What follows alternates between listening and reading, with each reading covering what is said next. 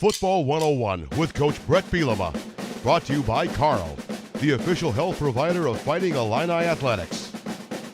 Welcome back to Football 101 with Coach Bret Bielema. I'm Martin O'Donnell, and Coach, a good win over the Huskers, and you and other coaches like to say the most growth comes between week 1 and week 2. How do you make sure that happens? Martin, there's a lot of times as coaches, you learn through repetitions, right? Like, hey, this wasn't good on Tuesday, this wasn't good on Wednesday. And on the flip side too, things were positive, you want to make sure they happen again. But as players, usually the biggest jump happens for two reasons. There's failure, and then the correction has to take place, but the most important part is the correction to be heard, right? Communication is a two-way street. I think that's why most teams say you have the biggest jump from week 1 to week 2 is those corrections hopefully have been lessons that have been learned. Absolutely. Well, and we're calling this Football 101, so give us an example of Football 101, some smart football from the game last Saturday. I showed our guys on Sunday some plays that kind of fall into that world. One was complementary football, where we actually had a third and extra long. I believe it was 3rd and 13 or 14. And even though we didn't pick up the first down, we gained about 8 yards near midfield, and that put the ball on the minus 48, which allowed Blake Hayes to have now a sky pooch situation, which allowed him to put it on the 1 yard line there early in the game. The difference being, if that was an incomplete pass, we probably would have had a normal punt.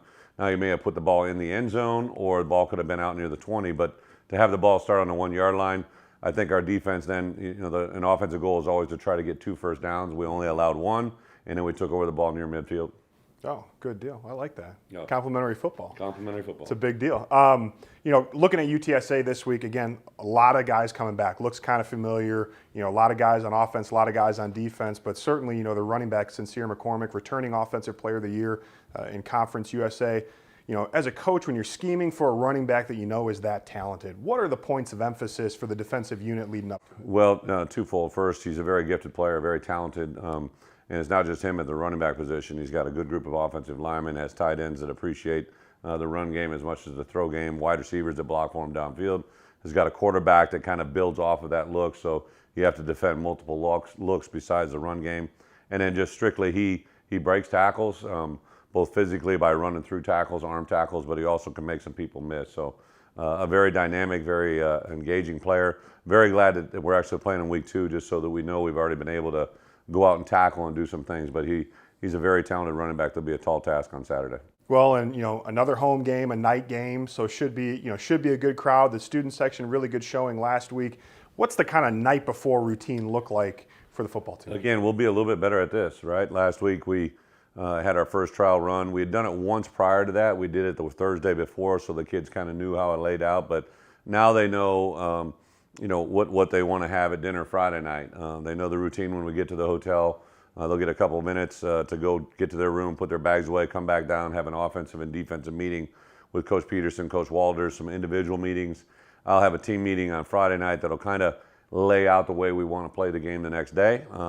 The unusual part here is this week is last week we had a 12:20 kickoff. Now we got a 6:30 kickoff. So a little bit more laying around. We'll actually break up the monotony and bring over the guys to the football Smith Center here, and we'll do a walkthrough and some meetings here in the afternoon, which will then kind of get them a little bit of a break in the day, get them out of the room. But next Saturday, college football will be going on all over the place, so they'll actually be able to sit in their hotel room and be able to engage the game a little bit as well. Well, and meetings and walkthroughs, those are great and everything, but I remember those Friday night dinners.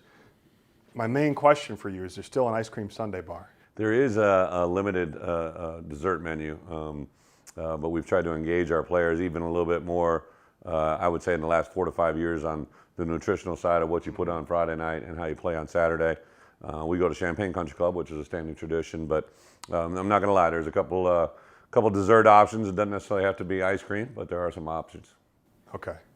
Well, I had to ask. The linemen, believe me, it would be a mutiny if I did not have a dessert. I didn't want to give you a missed assignment in Yes. week 2, right? Right. It's too early for MAs, Coach. It's definitely, and one of the things that is really fun with this group is they're engaging, they're responsive, and they give great feedback. And it's not just what they want; it's what they know will be successful, and that's what's been fun. Well, thank you for your time, Coach, and thank you for stopping by Football 101.